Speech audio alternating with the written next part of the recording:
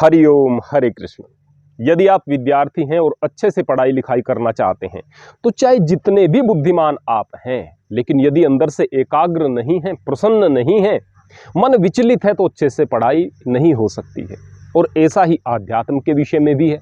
परमात्मा से कैसे जुड़ेंगे यदि एकाग्र नहीं है और अंदर से बहुत ज़्यादा विचलित हैं।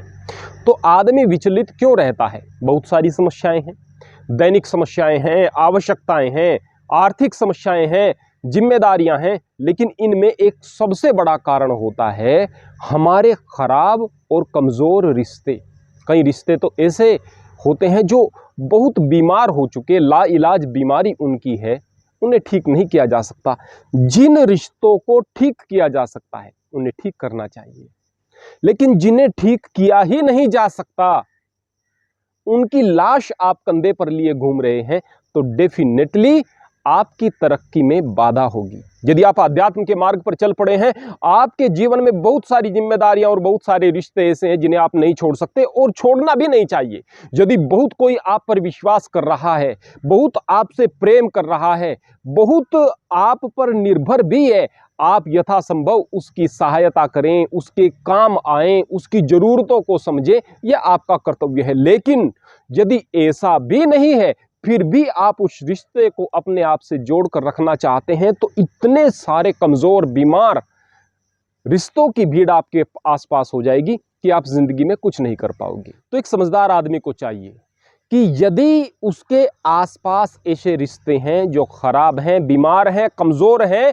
और वे आपसे दूर हो रहे हैं, तो इसे परमात्मा का एक निर्देश समझें कि शायद परमात्मा ने अवसर दिया है उनसे दूर होकर के परमात्मा के नज़दीक जाने का, अपने साथ में रहने का, खुद पर विश्वास करने का और कुछ रचनात्मक करने का एक अवसर दिया है। इस अवसर को पहचानना जरूरी है। सबसे पहले हमें यह समझना होगा कि ये रिश्ते खराब क्यों हो जाते हैं। सबसे पहला जो कारण होता है वह होती है गलतफहमियां। अक्सर हम एक चीज को देखकर एकदम निष्कर्ष पर पहुंच जाते हैं और हम एक प्रतिक्रिया दे बैठते हैं जो कि हमारे रिश्ते को खराब कर देती है। क्या आंखों देखी बात सच्ची होती है? आप देखते हैं कि सूरज पूरब से निकलता है और पश्चिम में जाकर के छिप जाता है। कोई आदमी जिद करे कि सूरज तो चलता है, पढ़ा लिखा आदमी कहे कि नहीं चलता, एक स्थान पर रहता है, धरती उसका चक्कर काट रही है, बोले कि हम मूर्ख हैं, हमने देखा है। आप जस्टिफाई नहीं कर सकते। हमने देखा है कि सूरज निकला था इधर और जाकर के छिपा है इधर, हमने देखा है। अब क्या वह झूठ बोल रहा है? जिसने देखा है झूठ नहीं बोल रहा है, उसने ऐसा ही देखा है, लेकिन उसकी बात सच्ची नहीं है। एक आदमी कहे कि हमने वृक्षों को चलते हुए देखा है, वृक्ष दौड़ रहे थे, आप कहें कि वृक्ष नहीं दौड़ते हैं, वो एक स्थान पर रहते हैं। सामने वाला कहे कि नहीं, मैं एक गाड़ी में बैठा था और मैं बराबर में पेड़ों को देख रहा था और पेड़ उल्टी दिशा में दौड़ रहे थे, जिधर मेरा मुंह था उसकी उल्टी दिशा में दौड़ रहे थे। अब उसको ऐसा लग रहा था कि वृक्ष दौड़ रहे हैं, हकीकत में उसकी अपनी गाड़ी दौड़ रही थी, हकीकत में वह दौड़ रहा था। बदल हम रहे होते हैं और लगता ऐसा है कि दूसरा बदल रहा है, ऐसा भी होता है। यह है गलतफहमियां। ये गलतफहमियां क्यों हो जाती हैं? हम एक व्यक्ति पर जब विश्वास बेहतर तरीके से नहीं करते, उसके अब तक हमारे साथ कैसे संबंध रहे हैं, उसने अब तक हमारे साथ कैसा व्यवहार किया है, इन चीजों को नहीं देखते, तो हम कुछ घटना विशेष को देख करके एकदम एक राय पर पहुंच जाते हैं, इस बात को जाने और समझे बगैर कि जो मुझे दिखाई दिया, जो मुझे सुनाई दिया, जो मुझे सुझाई दिया, उसके विपरीत बात भी हो सकती है, या हो सकता है कि उसके पीछे कुछ ऐसा कारण हो जिसको जानकर मुझे ही अफसोस हो, लेकिन इतनी समझ उसमें नहीं है और उस समझ को आप उसमें पैदा नहीं कर सकते। उस गलतफहमी को यदि आप एक बार दूर करेंगे तो वो फिर से होगी, फिर से होगी, फिर से होगी, नहीं कर सकते हैं दूर।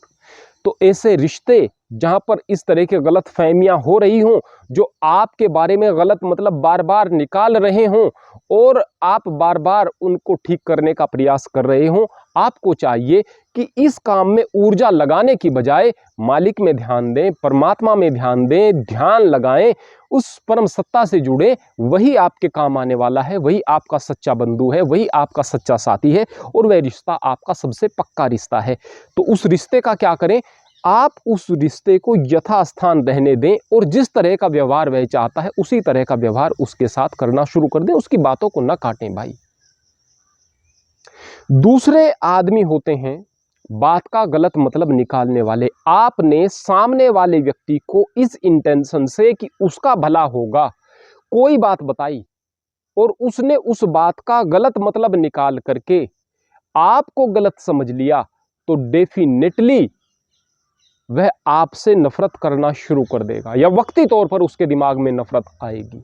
जब टेम्परेरीली ही उसके दिमाग में इस तरह की नफरत आपके प्रति आ गई तो उस नफरत ने रास्ता देख लिया है। अब वह बार बार उसके दिमाग में आएगी और उसकी साइड से यह रिश्ता कमज़ोर होना शुरू हो जाएगा। तो जो बार बार आपकी बात का गलत मतलब निकाल रहा हो और आप उसके हित की बात कह रहे हो, तो आपको चाहिए कि उसके हित की बात कहना बंद कर दें, क्योंकि इससे उसका दिल ही दुखा रहे हैं आप। वह तो गलत मतलब निकालेगा, आप उसे नहीं समझा सकते हैं। और यदि आपको लग रहा है कि समझा सकते हैं तो समझा कर देख लेना भाई, नहीं समझा पाओगे। यदि हमारे अंदर समझ नहीं है, विवेक नहीं है, तो वह उधार नहीं लिया जा सकता। विवेक समझ यह आपको खुद पैदा करनी पड़ती है आत्म अवलोकन से। वो ऐसा करेगा नहीं और आप उसे नहीं समझा पाएंगे।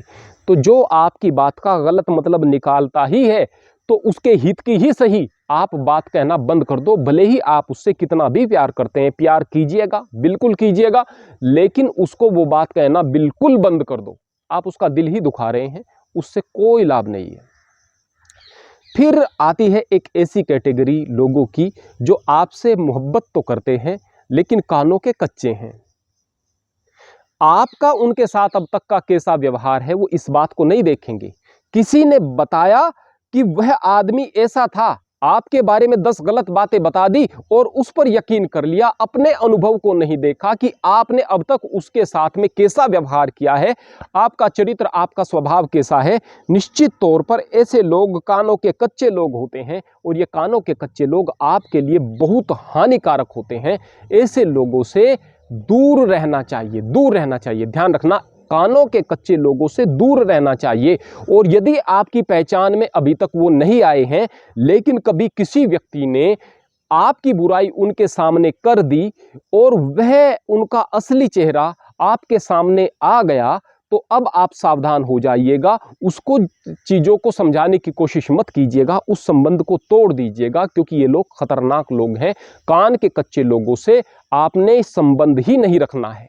दूसरे, दुश्मन के दोस्त, जो आपके दुश्मन है। दुश्मन कौन होंगे? जो आपसे युद्ध में लड़ते हैं, केवल वही दुश्मन है क्या? नहीं, जो आपसे अकारण ही ईर्ष्या करने वाले लोग होते हैं, अकारण ही ईर्ष्या करने वाले, ऐसे लोग भी आपके दुश्मन होते हैं। अकारण, कोई कारण नहीं है। तो उनके जो दोस्त हैं, यानी कि आपके भी दोस्त हैं वो और उसके भी दोस्त हैं। आपकी अच्छी बातों का उसे पता है कि आप अच्छे हैं, आप सही हैं। सामने वाले का पता है कि वह आपसे नफरत करता है, लेकिन अपनी दोस्ती के लिहाज से उसके पास में बैठ रहा है। अभी आपके प्रति उसके मन में कोई नफरत नहीं है, लेकिन डेफिनेटली धीरे धीरे आने वाले वक्त में उसके कानों में जो बातें आएंगी, अब आपके प्रति मोहब्बत कम होना शुरू हो जाएगी। और हो सकता है कि आपकी बहुत सारी बातें कल उसको बताए और आपका अहित हो जाए। यह दुश्मनी और ज़्यादा बढ़ जाएगी। जो दुश्मन के पास में बैठ रहा है उस दुश्मन की भी, और उसके मन में भी दुश्मनी पैदा हो सकती है। तो जो आपके दुश्मन के दोस्त हैं, ऐसे लोगों से हाथ जोड़ करके आप दूर हो जाएं। दूसरे लोग होते हैं जो कि जब आप तरक्की करते हैं उस समय आपके दोस्त आकर के बनते हैं, क्योंकि उन्हें अब आपके रसूख से, आपके पैसे से, आपकी तरक्की से लाभ उठाना है। ऐसे लोगों से सावधान रहें। क्या ऐसा है कि हमेशा आप तरक्की करें तो आपके दोस्त बनेंगे लोग? बिल्कुल नहीं, बिल्कुल नहीं। ऐसा लगता है अक्सर। बहुत सारे लोग ऐसे थे जो आपसे बहुत मोहब्बत करते थे जबकि आप गरीब थे, जबकि आपका कोई रुतबा नहीं था, जबकि आपकी कोई पहचान नहीं थी। लेकिन आज आपकी पहचान हो गई है, आपने मेहनत की है, आपने तरक्की की है। अब आपसे ईर्ष्या करने लगे वो लोग जो आपसे पहले से ही जुड़े हुए लोग थे ना। बहुत सारे ऐसे लोग हैं जो आपसे ईर्ष्या करना शुरू कर देंगे। तब जबकि आपने तरक्की की है, मेहनत से तरक्की की है, लेकिन कहेंगे नंबर 2 से किया है, यह गलत काम किया है। आपके संघर्ष के बारे में उन्हें नहीं पता है, आपने कितनी तकलीफें उठाई इस बारे में नहीं पता है, क्योंकि रोने धोने की आपकी आदत नहीं थी। रोने धोने की आदत होती तो आप तरक्की कैसे करते। आपसे नफरत करने लग गए केवल इसलिए कि आपने तरक्की की है। आपको उनकी बातों का पता चला, आपने उनसे दूरियां बनानी शुरू की। अब वो कहेंगे कि देखो इनके पास पैसा आ गया है, अब इनमें घमंड आ गया है। अरे घमंड इनमें नहीं आया, इस चीज की शुरुआत आपने की थी। इस बात को वो कभी नहीं समझेंगे। भले ही आपको घमंडी कहें, भले ही आपको नाटक करने वाला कहें, भले ही आपको भ्रष्टाचारी कहें, भले ही आप पर लाख इल्जाम लगाएं, लेकिन ऐसे लोगों से दूर हो जाइएगा जो आपकी तरक्की से ईर्ष्या करते हैं, आपसे चिढ़ते हैं। अब आखिर में आते हैं अंधविश्वासी और अंधभक्त दोस्त। आपके दोस्त हैं लेकिन अंधविश्वासी हैं, किसी गुरु से जुड़े हुए हैं, गुरु मूर्खतापूर्ण बात भी बता रहा है तो बस वही बात सही है, आपने कोई गुरु धारण नहीं किया है। अब वो लोग आपको निगुरे कह करके कि आपको तो कोई ज्ञान ही नहीं है, आपकी बातों को तरजीह नहीं देंगे, आपको मूर्ख समझेंगे। अब उन अंधविश्वासी लोगों के, अंधभक्त लोगों के मस्तिष्क में यह बात बैठी हुई है, जो हमारे गुरु से जुड़े हुए हैं वही आदमी अच्छे हैं, दूसरे आदमी तो खराब हैं भाई, दूसरे आदमी को तो अक्ल ही नहीं है भाई। अक्ल होती तो हमारे गुरु की शरण में जाकर सच्चे ज्ञान को प्राप्त कर लेते। धार्मिक आधार पर भी ऐसा होता है, एक धर्म के लोग, अरे भाई ये सारे के सारे दूसरे लोग ऐसे ही तो हैं। हमने देखा पाकिस्तान के लोग कह रहे हैं अरे इनका हिंदुओं का और हमारा क्या मुकाबला, हम गाय का दूध पीने वाले और वो गाय का पेशाब पीने वाले। कितने सारे हिंदू हैं, उनके दिमाग में बैठा हुआ है कि बस हिंदू खड़ा है, बाल्टी लिए, गिलास लिए, कटोरा लिए, गाय के पीछे कि जब ये पेशाब करेगी मैं इसको पी जाऊंगा। कितने सारे लोग हैं जो गाय का पेशाब पीते हैं। कहीं बीमारी में, कुछ विशेष परिस्थिति में कहीं पर कोई व्यक्ति ने सेवन किया होगा, ऊंट का पेशाब भी बताया गया है कई स्थान पर, वो विषय अलग है भाई। लेकिन अपने गांव में, अपने शहर में आसपास जाकर देखो कितने सारे लोग हैं जो पी सकते हैं। ऐसा भी होगा कि गाय के पेशाब के छींटे कपड़ों पर लग गए, भैंस के पेशाब के, किसी पेशाब के, तुरंत कपड़ों को निकालेंगे। लेकिन दिमाग में तो ये बैठा हुआ है ना, क्यों बैठ जाती हैं इस तरह की बातें। और ये केवल धर्म के आधार पर नहीं होता है, यह होता है एक धर्म के मानने वाले, आप भी हिंदू वो भी हिंदू, लेकिन वो गुरु से जुड़ा हुआ है, आप निगुरे हैं, या दूसरे गुरु वाले हैं तो भी असली ज्ञान तो उनके पास में। ये अंधविश्वासी लोग, ये अंधभक्त लोग, कई बार ऐसा होगा कि किसी उस व्यक्ति के पास में गए जो शाना, जिसको कहते हैं शाना, गांव में कहते हैं शाना, है ना, कई बार भगत बोलते हैं उसको। तो उस शाने के पास में जिसके कपड़ों से बदबू आती है, जो नहाता नहीं है, जो सड़ियल सा आदमी है, जिसको कुछ भी पता नहीं है, हालत उसकी खराब है, उसके पास में जाएंगे, वो बताएगा फला फला व्यक्ति तुम्हारा अहित कर रहा है, तुम्हारा दोस्त। अरे भाई उस दोस्त से जो कि आपसे मोहब्बत करने वाला था, आपके लिए सब कुछ करने को तैयार था, उससे नफरत का कारण दे दिया और नफरत आपने करनी शुरू कर दी। उस शाने ने बताया अरे शाना नहीं, वो बेवकूफ़ है, वो गधा है और उससे बड़े गधे तुम हो। ऐसे गधों से दूर रहो भाई, ऐसे गधों से दूर रहो। कुछ लोग गुरु के पास जाते हैं, ज्ञान लेते हैं, सही बात है भाई, ज्ञान की बात बताई है, अब परमात्मा से जुड़ना है, ऐसे लोग अच्छे लोग होते हैं। कुछ लोग गुरु के पास जाते हैं, बोले ये गुरु ही भगवान है, यही पूर्ण परमेश्वर है, ऐसे लोग मूर्ख लोग होते हैं भाई। ऐसे लोगों से आप संबंध बना करके रखोगे ना, वो लोग आपको निगुरे कह करके आपकी बातों को बहुत गंभीरता से नहीं लेंगे। जब भी ज्ञान की बात, कुछ करने की बात आएगी, कुछ समझदारी की बात आएगी, तो वो आपको अपने से कमतर मानेंगे।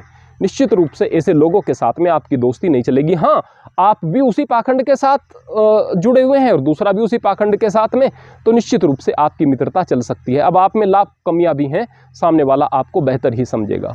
तो इस तरीके से हम लोगों की छटनी कर सकते हैं, इस तरीके से हम अपनी ज़िंदगी को बेहतर बना सकते हैं और बहुत सारे बोझ से बच सकते हैं। इस बोझ से बच करके ही आप ज़िंदगी में तरक्की करोगे, आगे बढ़ोगे। ध्यान रखना, आप अगर जीवन में आगे बढ़ना चाहते हैं तो आपको कोई नहीं रोक सकता है। हाँ, आपकी अंदर की नकारात्मकता रोक सकती है, लेकिन यदि आपको साथ चाहिए किसी का, तो वो आपका आत्मबल, आपका विश्वास, आपकी अच्छाई, आपकी सच्चाई, आपका परमात्मा के प्रति प्रेम, ये सारी चीज़ें ही आपके साथी बन करके आपको आगे लेकर जाने में काम आएंगी।